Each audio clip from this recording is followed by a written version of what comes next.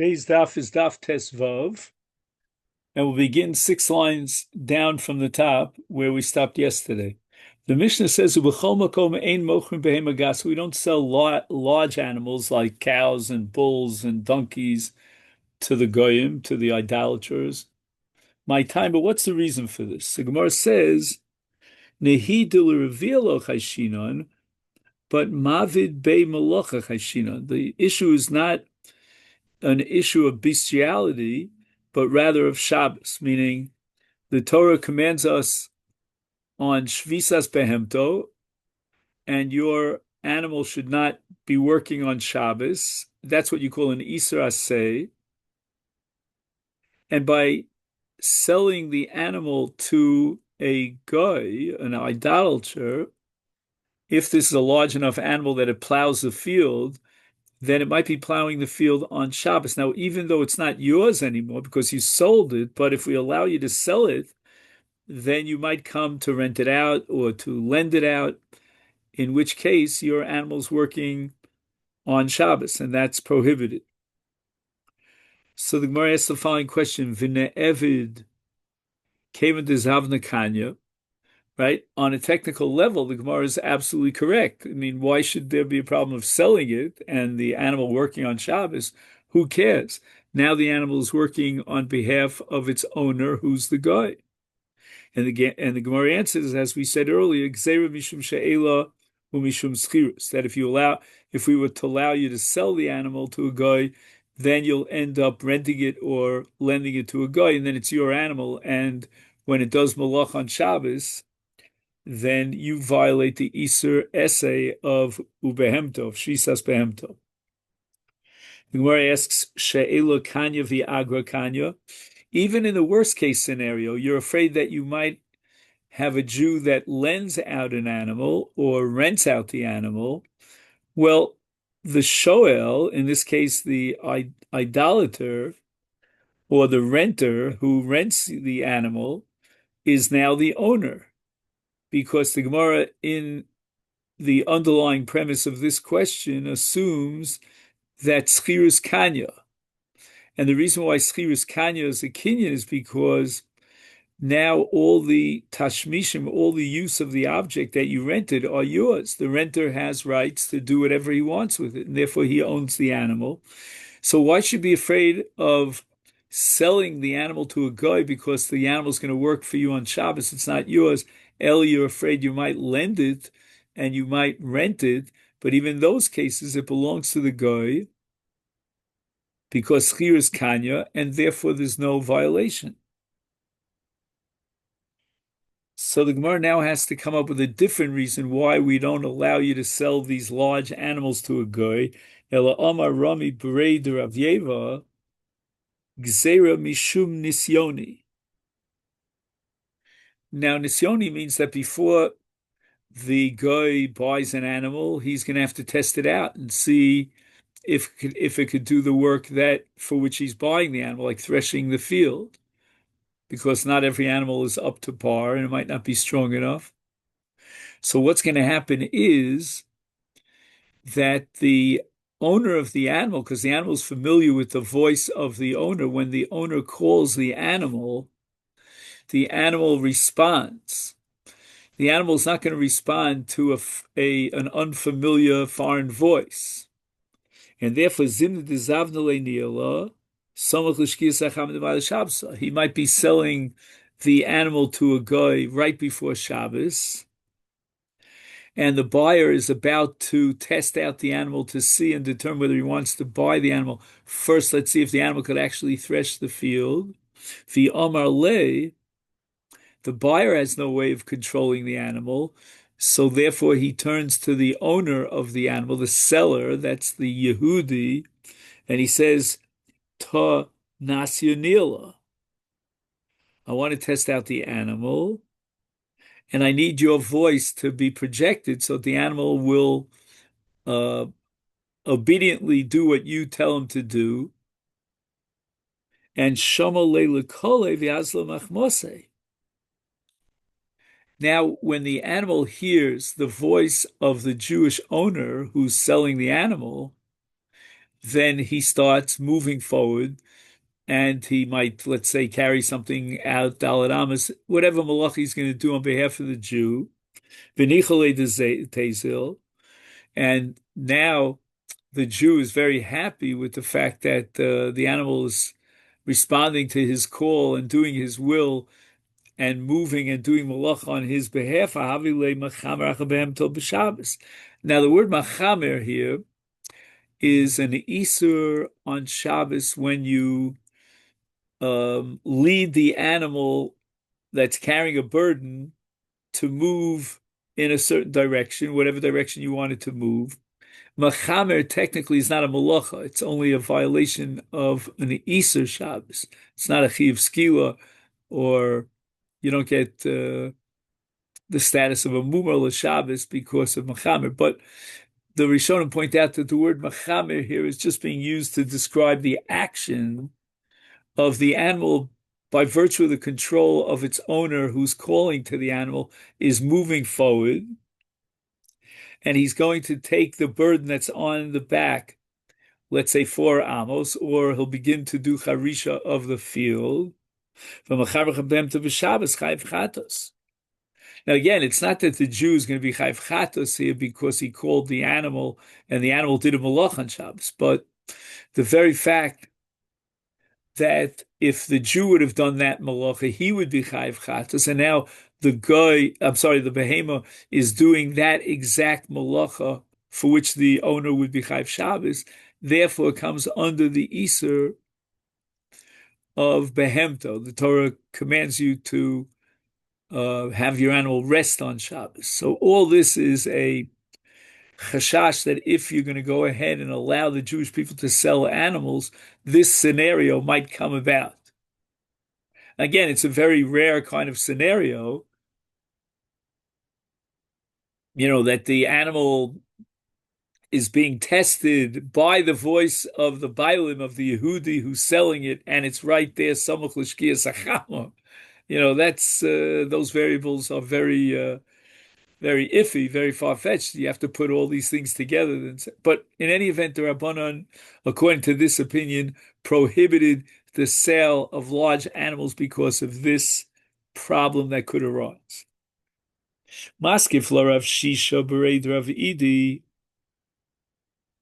Until now, we've been assuming that schirus is kona, and therefore, if not for this last problem of nisyoni, then we would allow you to sell the animal to a guy, and if the animal we would allow you to rent the animal out to a guy, because the guy now, if he works the animal on Shabbos, is working his own animal because schirus is kanya, and the Gemara now wants to quote a Mishnah to prove that schirus lo kanya, and this Mishnah is going to come up just in about a week's time, later on in Daf Chaf or so here in Masechet Avoda Zara. And it says in the Mishnah that Afa Mokum Shamru Lahaskir, even in those places where they permitted you to rent out an animal to a guy, Lola Beis Dira Amru. We're not talking about an animal now. Now we're talking about a house. Are you allowed to rent out your house to a guy? And apparently there were different traditions and different customs, but in those places where they allowed you to rent out your house to a guy, you put up your house on Airbnb and a guy comes and rents your house, it depends what the purpose of that rental is. What exactly is the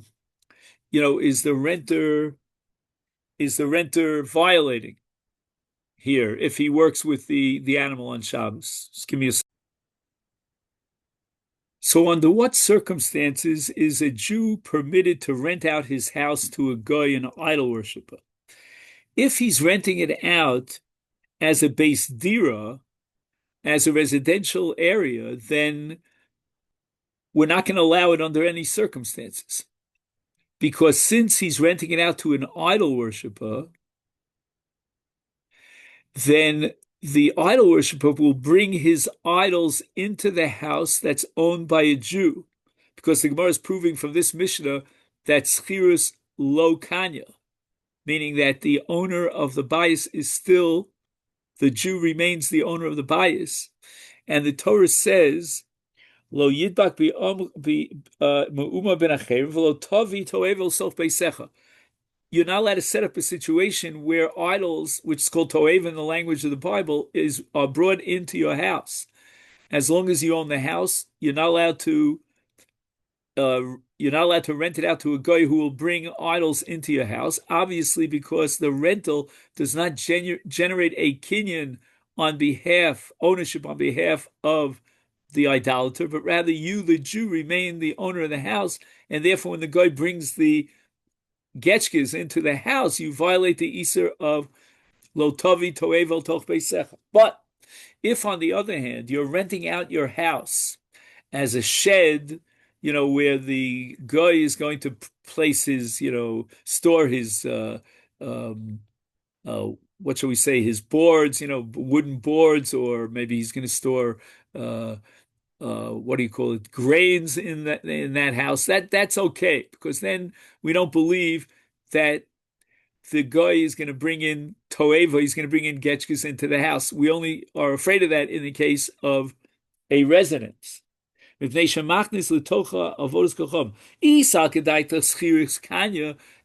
we prohibit this if the renter, by virtue of the schiras contract, now owns the house?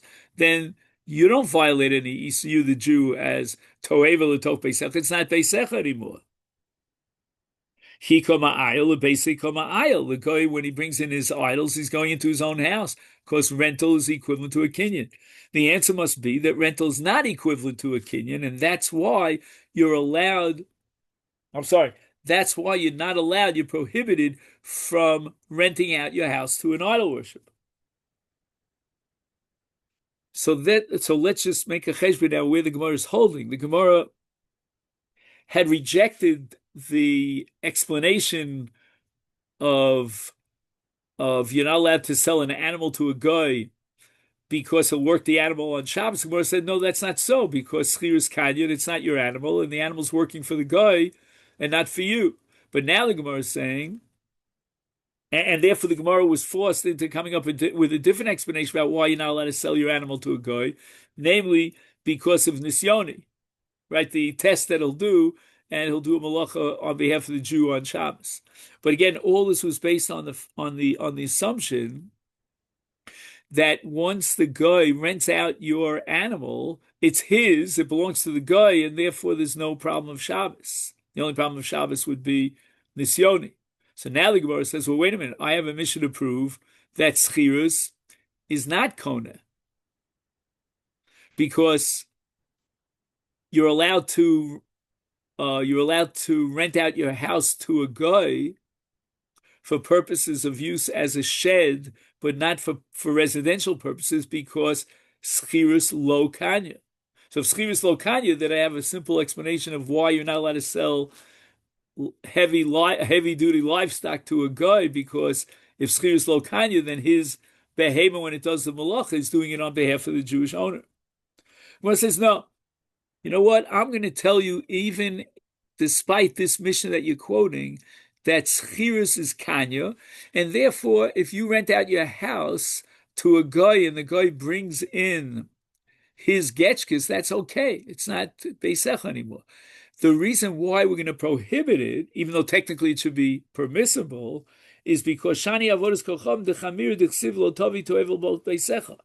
We don't find, with regard to any other isur, that you can't bring the cheftzah d'isur into your house.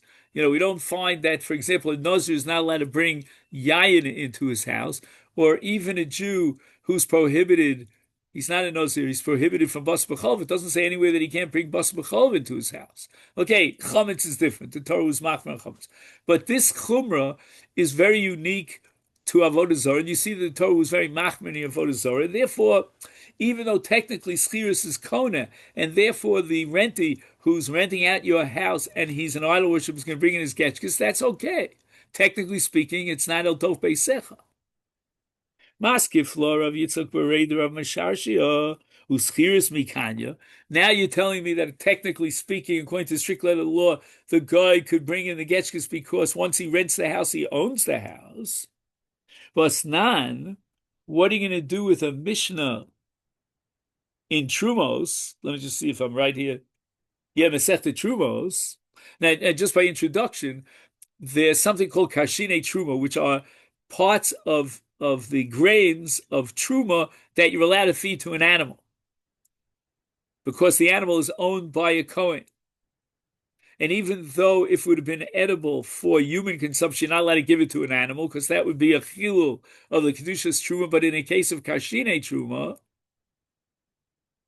which is literally translated as vetch, but don't ask me what vetch is. Apparently, it's some sort of some sort of fodder, cattle fodder, which is not it's beans that we don't even put in that cholent.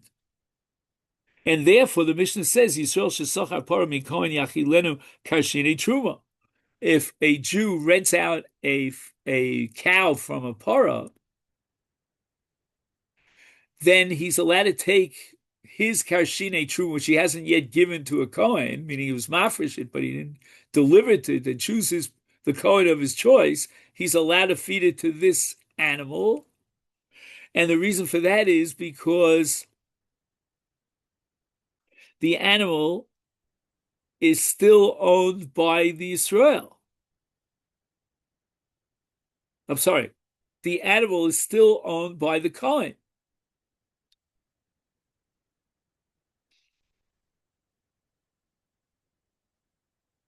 Now, why don't we say that the animal is owned by the Israel who rented out the animal of the Kohen? And if that be the case, then certainly you can't feed Kashine Truma to the animal because it doesn't belong to the Kohen. They're headed to feed Kashine Truma, and it's not a Chil Truma, it's because it's Kinyan Kaspo, meaning the Torah allowed the Kohen's property, or his wife, or his animals that he owns. But now we're saying that this animal, when the Israel rents it out from a Kohen, so if you'd say that now the Israel owns the animal because Schirus Kanya, then he's not allowed to feed him truma. And furthermore, Kohen Shesachar Parah Yisrael, in the opposite scenario, where it was the Kohen who rented out a parah from the Israel, and now we're holding that Schirus is not Kona, is Afal Pishim son is Lo Yachilenu Truma. He's not allowed to feed the animal Karshini Truma because it's owned by the Israel and not by the Kohen who rented it. Isal Kedai Schirus Kanya, my Lo Yachilenu Paradideu. If Schirus is a Kenyan, then the Kohen who rented out this animal owns the animal, and therefore we could feed it Karshine Truma. El Shmami, no, we see clearly that Schirus Lo Kanya, that Schirus is not considered a Kenyan.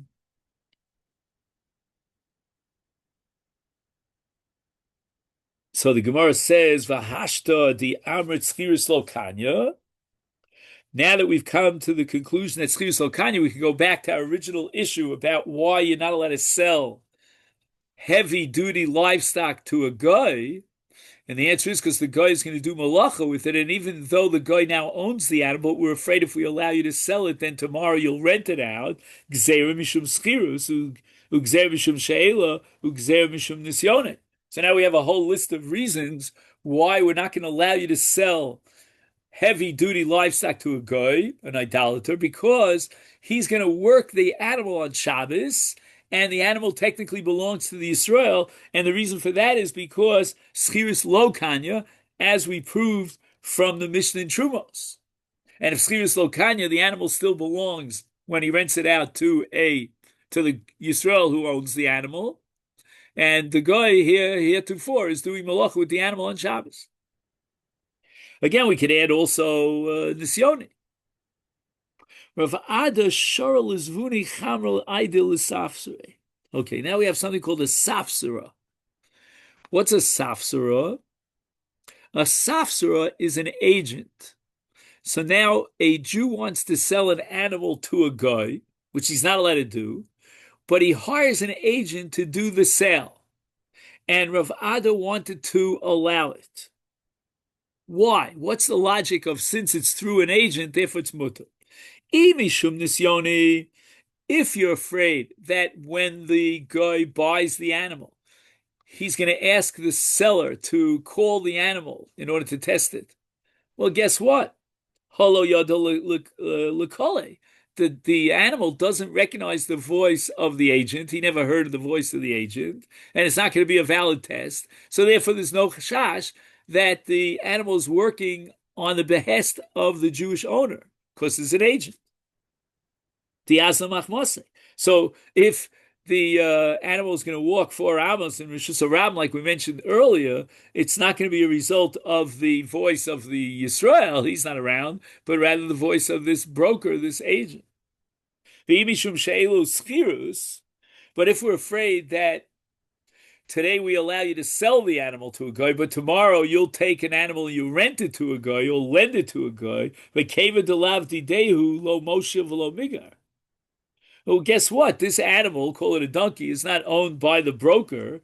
Right? He's only representing the owner for implementing the sale, or I should say the lease, is therefore lo moshil v'lo mogir. Right? He doesn't even have the legal rights or status to lend out or rent out this animal. V'yod, and furthermore, mishum delon nigale bei muma. Right? He's not going to want to rent out the animal, right? The broker gets a commission for selling the animal. He doesn't want to rent it out because if he rents it out, then a blemish will be caused in the animal, or alternatively, the rentee will discover that there's a blemish over here. Then the broker, will be out of business. He won't be able to sell the animal because now the animal is known to have a blemish. Rav Huna is another story. Zavin hahi parali ovi. He sold a cow to an ovi. He didn't do it through an agent. He did it himself. Amalei Rav Chizda said to him, "My time oven marhaki. How could you do such a thing? We have an issue that you're not allowed to sell an animal, a large animal. Here we're talking about a cow. A para is a large animal, and you're not allowed to sell to a guy." Amalei. So Rav Huna justified his action with, we're going to call it conceptually, a new terminology of which is going to be the subject of most of the sugya that we're going to do here immediately on Daf Tesvav and Beis, called tliya. What is tliya? I mean, doesn't mean hanging. We're not talking about capital punishment. Tliya means when there's a possibility of making a premise of assuming X, and as a result, you could be makil, you could be lenient. We're going to assume X. We'll see under what circumstance you're allowed to apply the principle of tliya. Rav Huna applied the principle of tliya here when he sold a cow to an akum. And this tliya means you're allowed to assume X, and Rav Huna is going to assume that the animal is not going to be used as a work animal, which would lead me to all the prohibitions that we discussed about, Shabbos. Because Emer l'shchita zav, I have a right to be tola, to make the premise, the assumption that the non-Jewish buyer is buying this cow for purpose of slaughtering the cow, and he has no intention of working with the cow.